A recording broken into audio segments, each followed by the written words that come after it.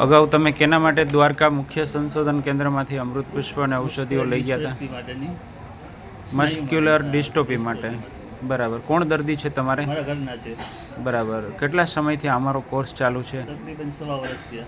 બરાબર. 1.5 વર્ષના ગાળામાં શું શું ફેરફારો થયા મસ્ક્યુલર ડિસ્ટોપીમાં? એના હાલવા ચાલવામાં થોડીક ચરબીમાં ફેર પડ્યો છે, થોડીક સ્નાયુમાં અને ઝંઝનાટ એટલે ફૂલવાનું જેના ઈંધાણ બતાતા હોય ને એવું લાગે છે.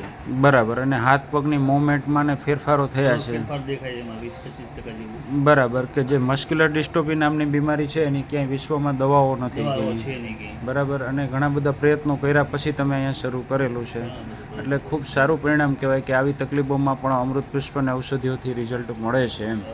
દર્દીનું આખું નામ જણાવો.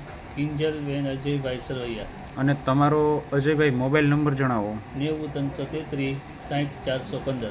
બરોબર. કે આવા ઘણા બધા દર્દીઓ સમાજમાં છે, તો લોકોને એક સાચી દિશા મળે કે આવી તકલીફોમાં પણ રિઝલ્ટો મળે છે. પહેલાં હાલવા ચાલવામાં ઘણી વખત પડી પણ જાતી, પણ હવે ઘણો ફેર છે, હાલવા ચાલવામાં પડતી નથી. એમ એક છે કે સ્લીપ થાય તો પડી શકે, તો નોર્મલ મને પડી શકે. હા, બરાબર છે. પહેલાં જે રેગ્યુલરમાં પડતી હતી ને એમાં એમ સમજી લે કે 60 થી 70% ફેર છે અમને.